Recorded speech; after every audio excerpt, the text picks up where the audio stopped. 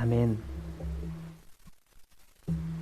오늘은 재미있는 이야기로 말씀을 시작해 볼까 합니다.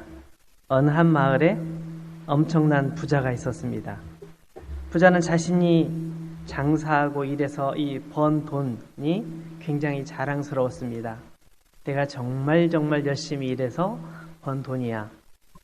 이렇게 그런 자부심도 있었습니다. 그리고 돈을 쓸 때도 내가 번 거니까 내가 당당하게 돈을 쓰는 것에 대해서도 자랑스럽게 여겼습니다. 근데 그 마을은 아주 가난한 사람들이 많이 모여 사는 그런 마을이었습니다. 사람들이 이 부자가 하는 것을 보면서 때로는 원망하기도 하고 미워하기도 하고 뒤에서 안 좋은 소리를 하기도 했습니다. 어떤 사람들은 도와달라고, 너무 힘들고 가난하니 도와달라고 와서 손을 벌리기도 했습니다. 이 부자는 그것이 너무너무 귀찮았습니다. 그래서 그 사람들을 아주 기분 나쁘게 대했습니다. 근데 나중에 보니까 사람들이 자기를 욕한다는 사실을 알게 됐습니다. 너무너무 불쾌하고 기분이 좋지 않았습니다. 처음에는 별 대수롭지 않게 생각을 하고 있었는데 점점 어떤 생각이 드냐면 이 사람들이 나를 뒤에서 욕하고 막 모욕하고 있는 것을 보니 어느 날 내 재산을 탐내해서 우리 집의 재산을 빼앗아가면 어떡할까? 또 우리 가족들을 죽이거나 다치게 하고 사고를 나게 하고 우리 재산을 가져가면 어떻게 할까? 이런 걱정이 들기 시작했습니다. 엄청나게 불안한 마음으로 살고 있었는데 그러던 어느 날 꿈에 하나님께서 나타나 주셨습니다. 하나님께서 부자에게 말씀하셨습니다. 내가 원하는 소원을 말해라. 내가 무엇이든지 다 이루어 주겠다. 부자가 기대하던 그런 말씀이잖아요. 부자는 너무너무 기뻐하면서 내 재물이 더욱 많아지게 해주시며 내 가족들이 안전하게 살게 해주십시오. 라고 부탁을 드렸습니다. 하나님께서 그래, 내가 너의 소원을 다 들어줄게. 부자는 너무너무 기뻤습니다. 그런데 하나님께서 다시 말씀하셨습니다. 대신 조건이 한 가지가 있는데 그걸 들어줄 수 있겠느냐? 네, 그럼요. 물론이죠. 내가 너의 가족을 다 돌보아 주겠으니 너는 나의 자식들을, 나의 자녀들을 돌보아 주겠니? 물론이죠. 누굽니까? 그 사람들이 누굽니까?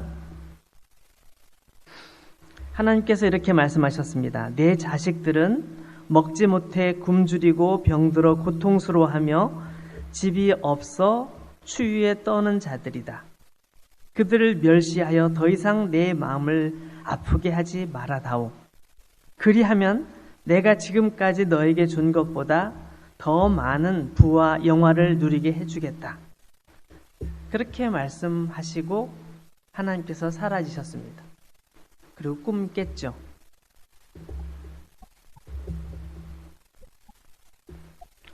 부자는 꿈이 깬 후에 몹시 슬퍼했습니다. 첫 번째는 자기가 가지고 있는 재산을 누군가에게 줘야 된다는 슬픔이었겠죠. 두 번째는 자기가 살아오면서 주변 사람들에 대해서 어떻게 생각했는지 돌아보면서 슬퍼했던 것 같습니다. 그는 자기 창고를 다 열어서 동네 사람들, 가난한 사람들에게 필요한 것들을 채워주는 그런 일들을 해주었다고 합니다. 이 이야기는 제가 지어낸 이야기가 아니고 유대인들의 탈무드에 나오는 이야기입니다. 유대인들은 과거에 하나님을 잘 믿는 민족이었지만 그들이 신앙이 온전하지 못하고 그들의 삶이 엉망이 되었을 때 하나님께서 그들을 심판하셨습니다. 특히 로마 시대 때 이스라엘 민족은 로마에게 완전히 멸망당하고 나라가 갈기갈기 찢겨지고 심지어는 그들이 하나님이 계시는 성전이라고 생각했던 그 성소, 성전, 하나님의 성전이 다 완전히 무너져 버렸습니다. 예수님 당시만 해도 성전을 정말 근사하게 짓고 있었습니다. 46년 동안 성전을 지었으니 얼마나 멋있게 지었겠어요. 성전을 46년 동안 근사하게 짓고 있는 것을 예수님의 제자들도 알고 있었습니다. 예수님도 알고 계셨습니다. 예수님의 제자들이 예수님께 예수님 보세요. 성전이 너무너무 예쁘죠? 너무너무 화려하죠? 와, 이렇게 예수님께 말씀드린 적도 있을 만큼 성전은 화려했습니다. 그런데 그 성전이 전부 다 무너져 버렸습니다.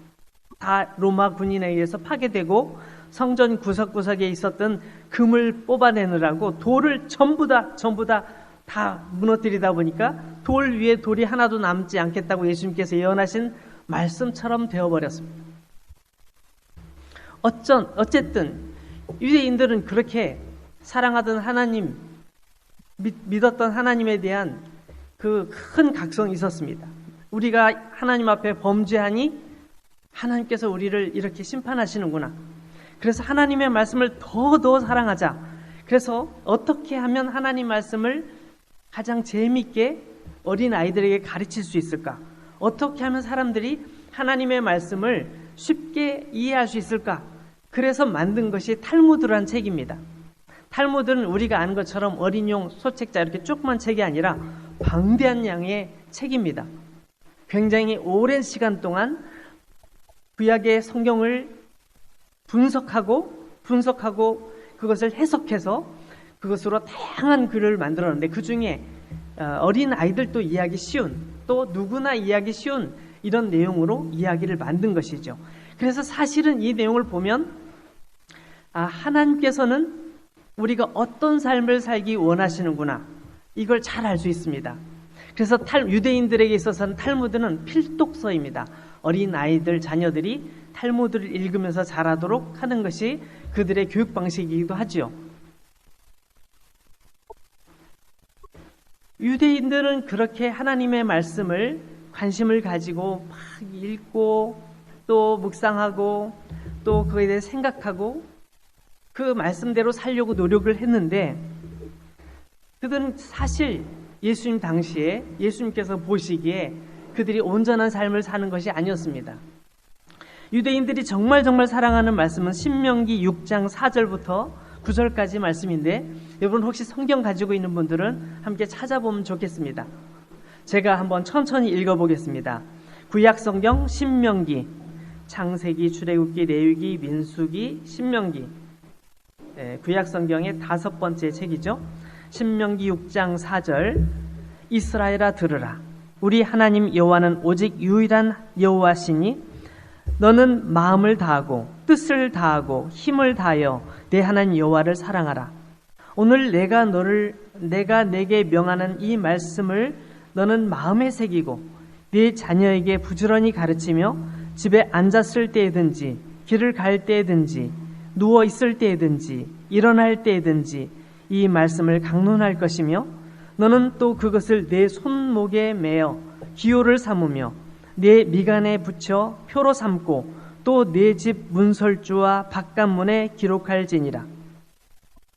유대인들은 이 신명기 6장 4절부터 9절 말씀을 쉐마라고 하면서 이 말씀을 묵상하고 암송하고 또 이 말씀에 있는 것처럼 이마에다가 말씀 상자를 달아서 이렇게 매달고 다니거나 아니면 손에다가 말씀을 붙이고 다니거나 아니면 집에 말씀을 새겨서 놓거나 하고 그 말씀을 늘 묵상합니다.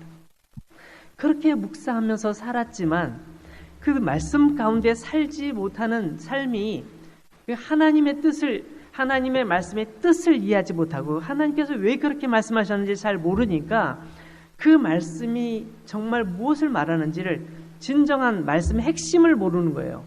핵심을 놓치니까 형식에 매여서 말씀을 이마에 달고 다니거나 손목에 메고 다니거나는 잘하지만 새겨놓기는 잘하지만 그 말씀의 의미를 따라 살지는 못하는 거예요.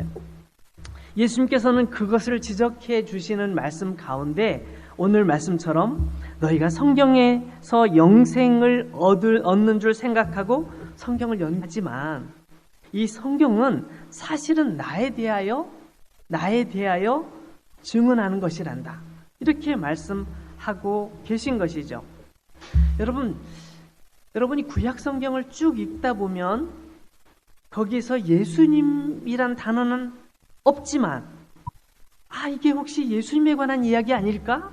라고 생각되는 부분이 여러 부분이 있습니다. 제가 그 정말 많은 부분 중에 몇 군데만 한번 말씀드려 보겠습니다. 첫 번째는 창세기 3장 21절을 한번 보세요.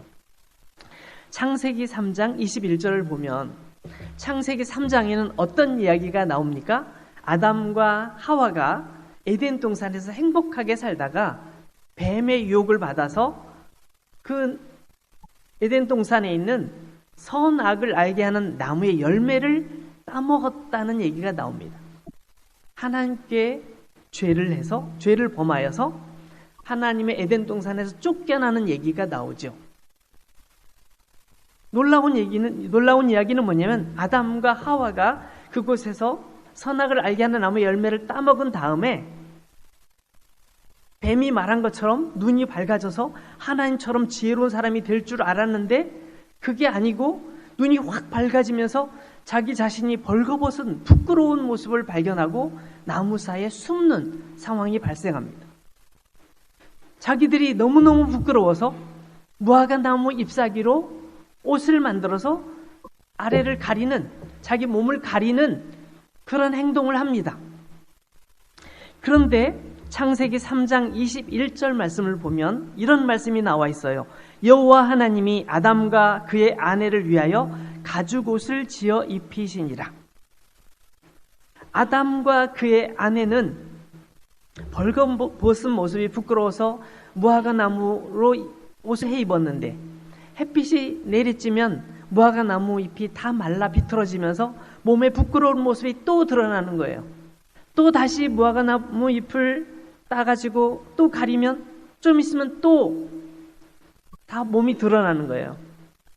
부끄러움을 가릴 수가 없는 거죠. 그때 하나님께서 어떤 짐승을 잡아서 죽인 후에 그 가죽 옷으로 아담과 하와에게 옷을 만들어 지어 주셨습니다.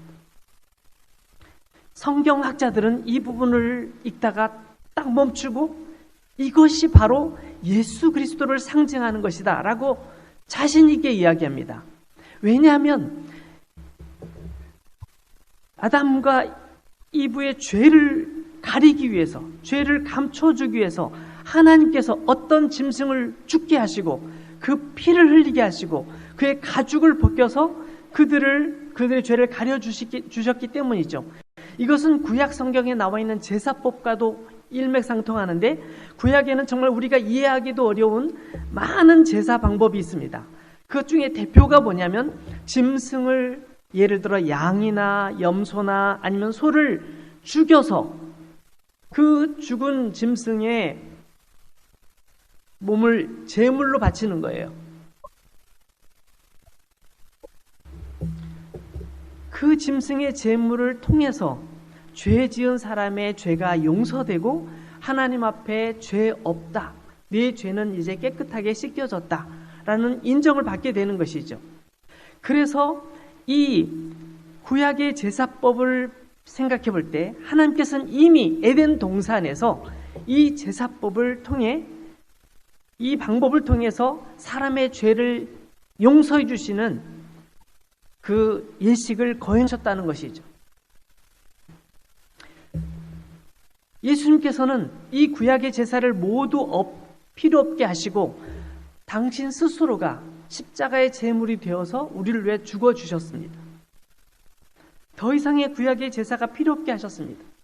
그래서 예수님은 바로 구약에 있었던 바로 그 아담과 하와를 위해서 죽었던 한 마리의 짐승, 그것을 보여주는 거라고 성경은 가르쳐주고 있는 것이죠. 창세기 22장에 가보면 우리가 잘 알고 있는 아브라함의 이야기가 나옵니다. 아브라함은 나이가 99세가 될 때까지 아이가 없었죠. 아이가 없었어요. 아들이든 딸이든 아무도 없었어요. 늘 하나님께 하나님 저에게 자녀를 주십시오라고 기도했지만 그때까지 없었어요.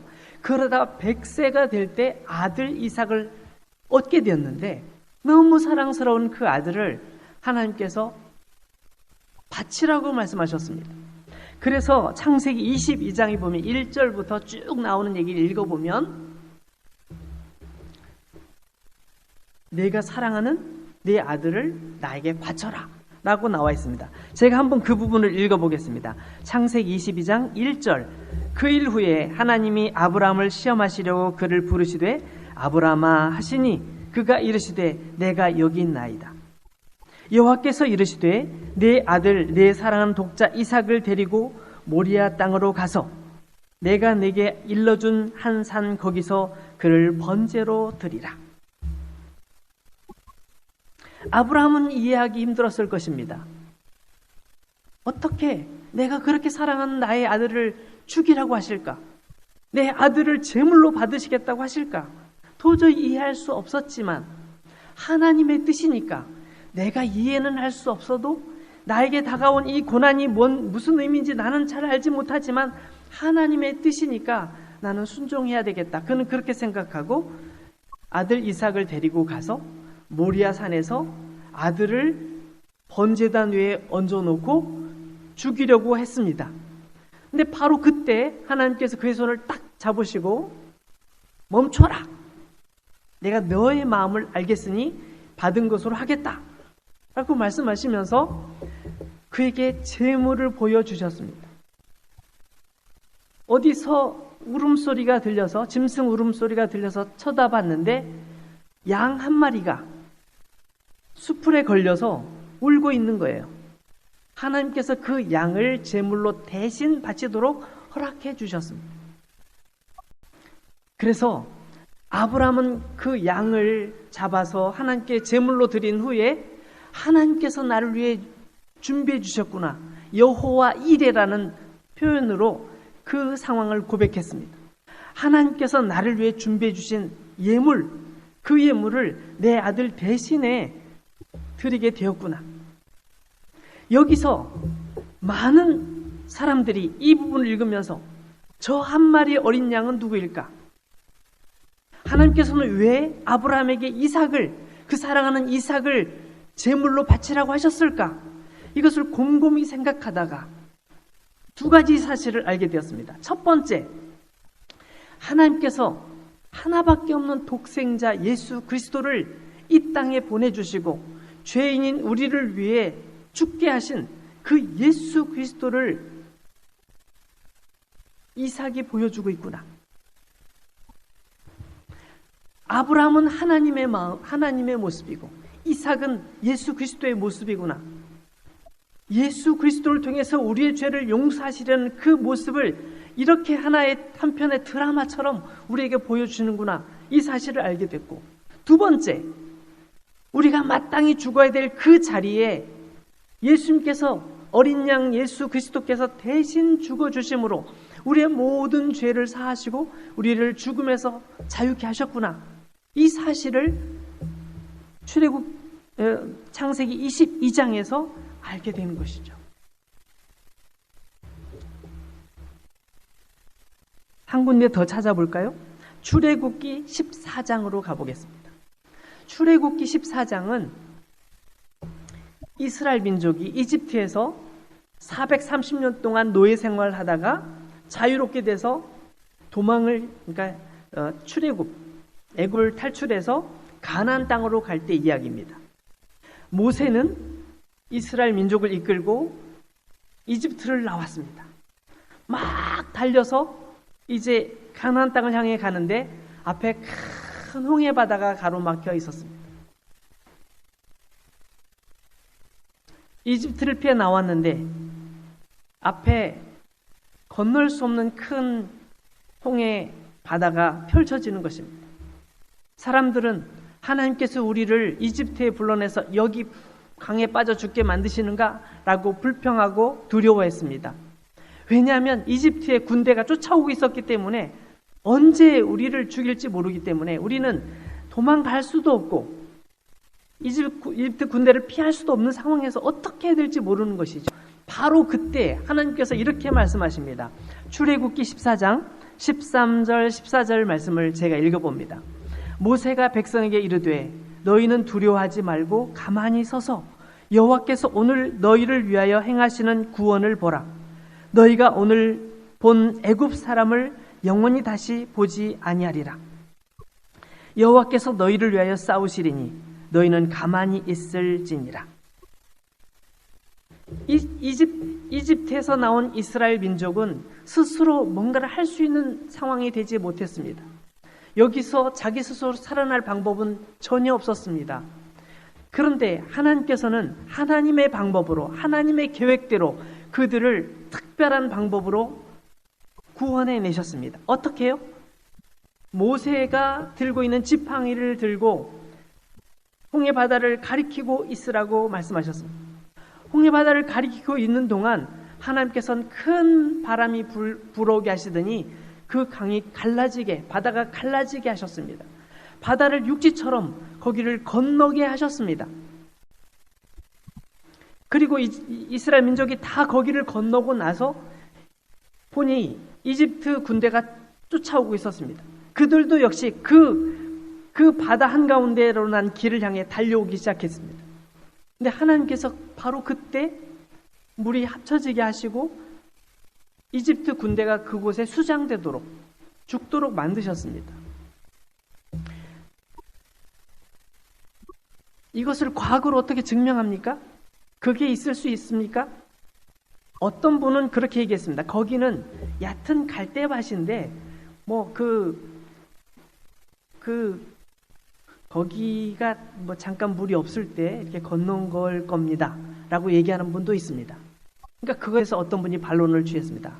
와, 하나님은 그럼에도 불구하고 대단하시네요. 그런 얕은 갈대밭에 그 이집트 군대가 다 죽었으니 어떻게 된 거죠? 그러니까 이것을 오늘날의 우리의 상식으로 이해하는 것은 쉽지 않습니다.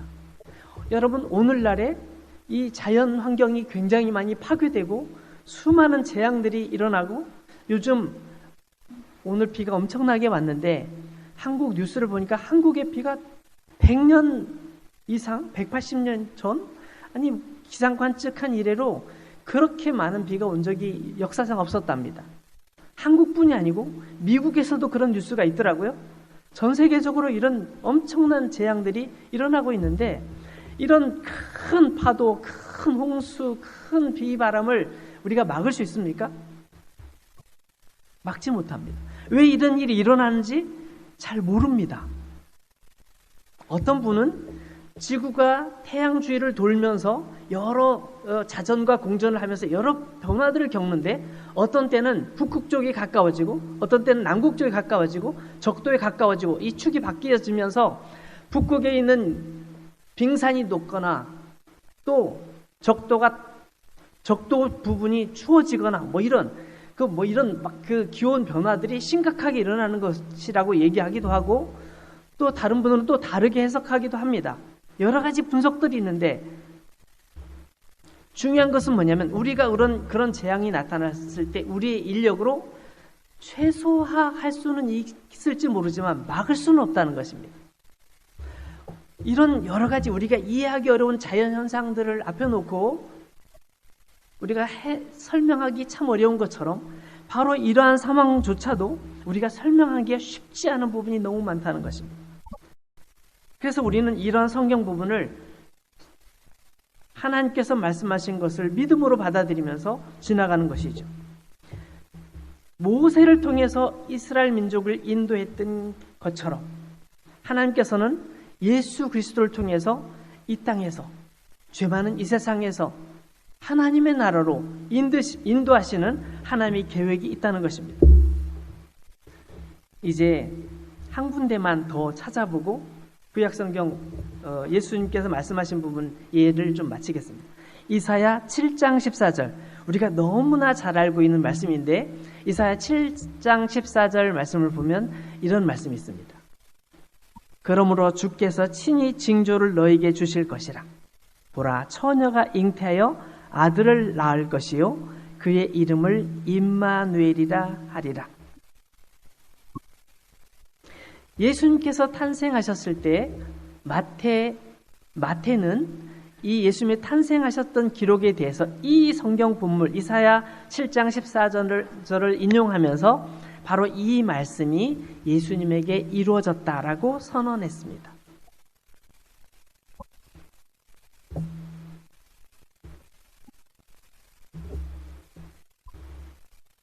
제가 설명드리고 싶은 말씀을 얘기한다면 아마 정말 너무나 많은 시간이 필요하겠죠. 예수님께서는 이것을 말씀하신 것입니다.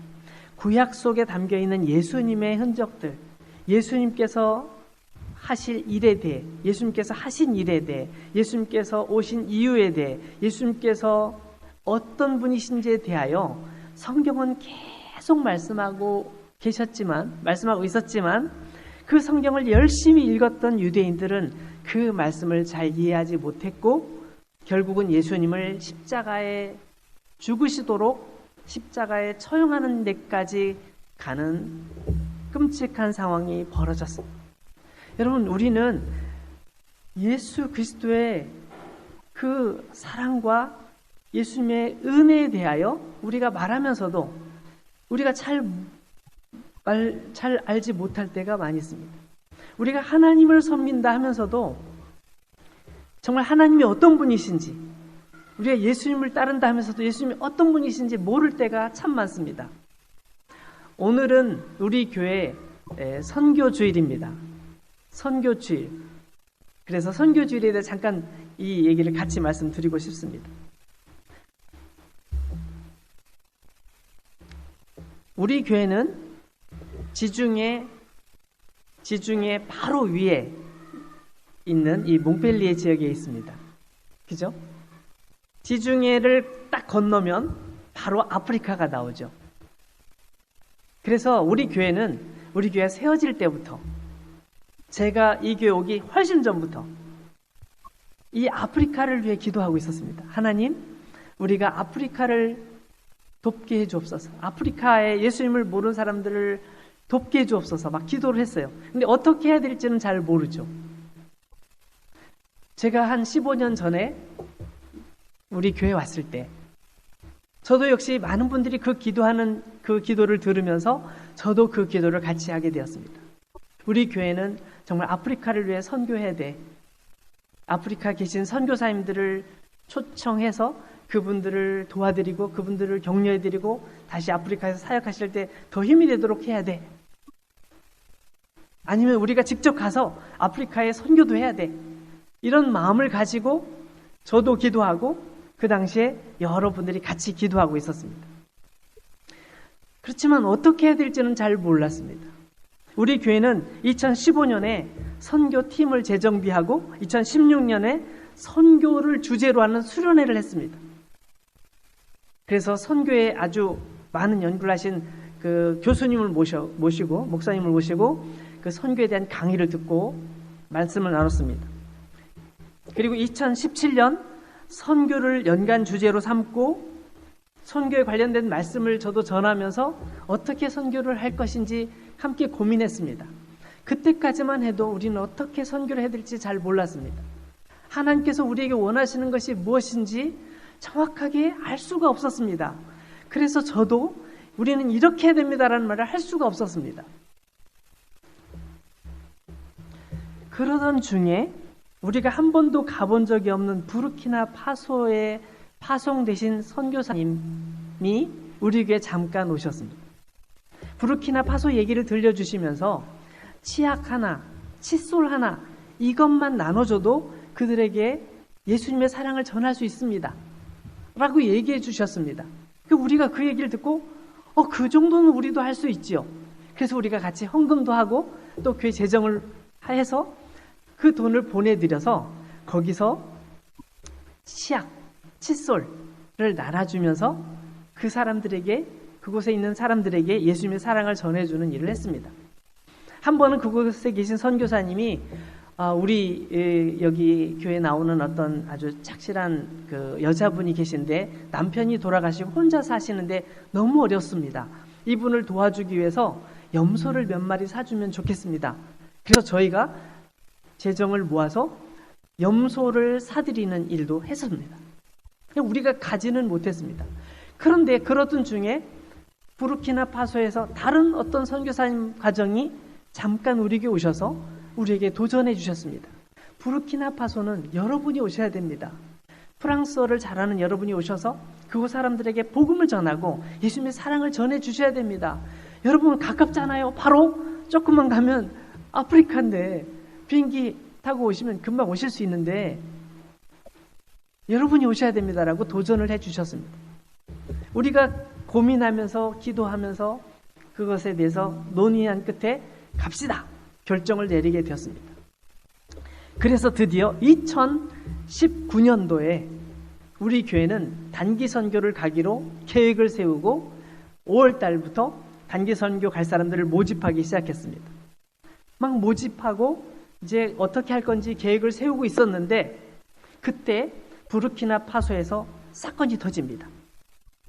인질을 구출하는 작전을 하는 중에 프랑스 특수부대 군인 2명이 사망하는 사건이 벌어집니다. 그래서 프랑스 정부에서는 부르키나파소 여행하지 마십시오. 여행 금지령이 떨어지고 한국 정부에서도 부르키나파소는 가지 않는 것이 좋겠습니다. 라고 얘기를 했습니다. 우리처럼 부르키나파소에 그곳에 가려고 하셨던 파리에 있는 어떤 교회가 있었는데 그 교회는 고심 끝에 비행기표 다 구입한 거를 다 포기하고 가지 않기로 결정을 내렸습니다.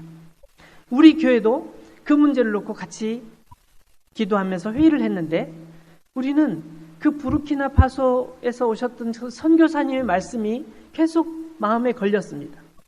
그곳에 그리스도의 사랑이 필요하다고 했고 그곳에 와서 복음을 전해달라고 간절히 부탁하셨는데 우리까지 안 가면 어떻게 하겠는가 하는 안타까움이 있었고 우리가 정말 어떻게 되는지 결정하기가 쉽지 않았습니다. 그래서 우리가 한 달 동안 기도한 다음에 결정합시다.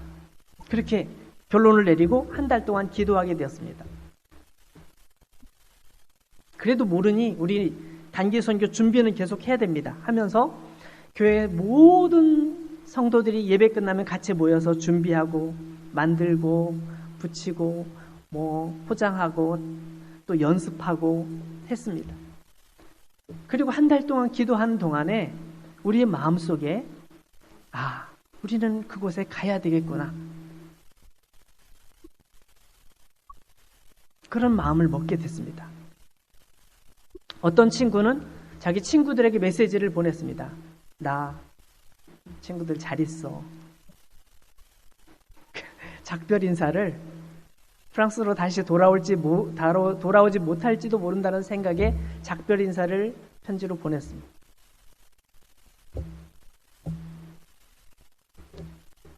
그리고 준비했습니다. 근데 문제는 한 달이 지나고 결정하고 나서 보니 우리가 가기로 결정하고 나서 보니 우리가 가는 그 경비가 2배 이상으로 올라가게 된 것입니다. 우리가 상상하지 못했던 금액으로 올라가서 갈 수 없는 상황이 됐어요. 우리가 가려고 마음은 먹고 있지만 갈 수 없어요. 이 상황을 어떻게 될지 우리가 정말 이걸 어떻게 될지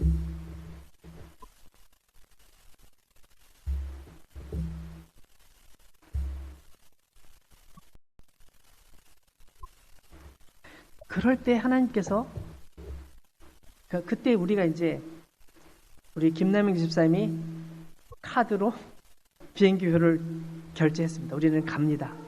결제를 했습니다.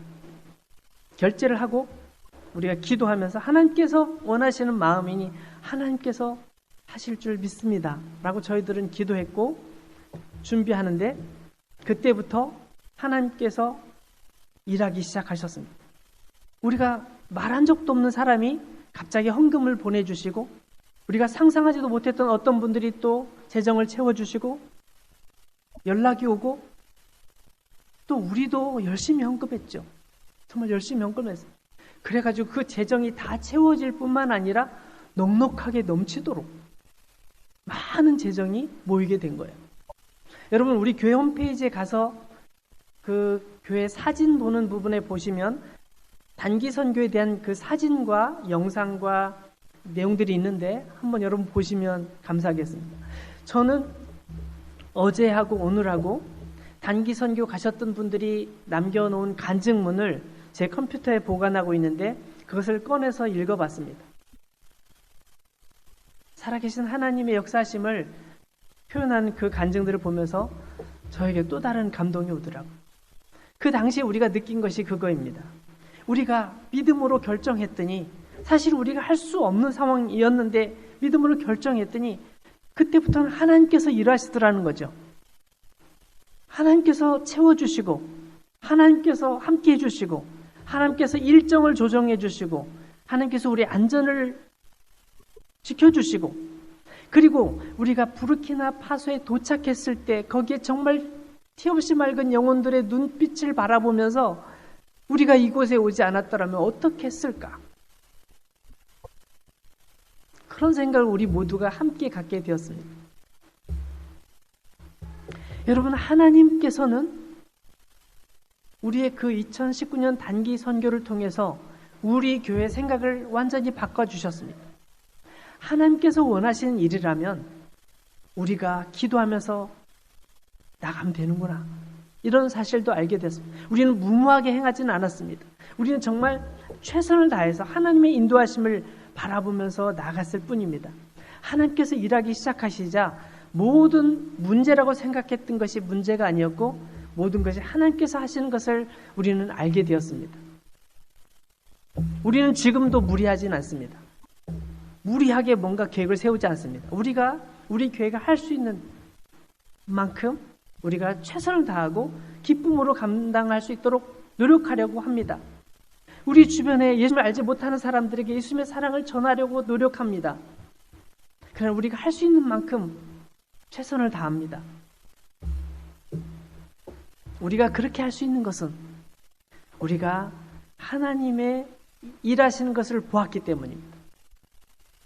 우리가 한다고 되는 것이 아니라 하나님께서 함께 하실 때 된다는 것을 알기 때문입니다. 예수님께서는 우리가 그런 하나님의 마음을 알기를 원하시고, 또 예수님께서 어떠한 삶을 사셨는지를 우리가 알기를 원하시고, 우리가 예수님을 닮아가는 삶을 살기를 원하시기 때문에 오늘도 우리에게 역사하고 계신 것입니다. 우리 교회는 11명의 사람이 부르키나파소에 가서 그곳에서 복음을 전했고 예수님의 사랑을 전했고 그곳에 그들과 함께 그 사랑을 나누었습니다. 우리 교회는 부르키나파소 갈 수 없는 상황이 지금 현재 가기 어려운, 코로나 때문에 가기 어려운 상황이지만 우리는 그들을 위해 기도하고 그들을 위해서 계속 그들을 생각하며 돌아보고 있습니다. 그것뿐만 아니라 우리가 도울 수 있는 지부티, 또 우리가 도울 수 있는 누구를 향해서라도 정말 주님의 마음을 가지고 나가려고 합니다. 우리 교회는 우리가 일하는 것이 아니라 하나님께서 일하신다는 것을 아는 교회입니다. 우리 교회는 우리가 나서는 것이 아니라 하나님께서 가시는 길을 우리가 따라가면서 우리가 함께 그 은혜를 누리는 교회라는 것을 아는 교회입니다. 하나님의 뜻을 이루는 것이 우리에게 가장 큰 기쁨이고 행복이라는 사실을 아는 교회입니다. 저는 그렇게 생각하고 그렇게 믿고 있습니다. 사랑하는 여러분, 우리는 예수님의 마음을 더 잘 알았으면 좋겠습니다. 예수님의 마음을 가지고 살았으면 좋겠습니다. 예수님께서 살아가셨던 모습처럼 우리도 그렇게 살아갔으면 좋겠습니다. 그것이 예수님께서 우리를 향하신 마음이 아닐까, 저는 그렇게 믿어봅니다. 같이 기도하겠습니다.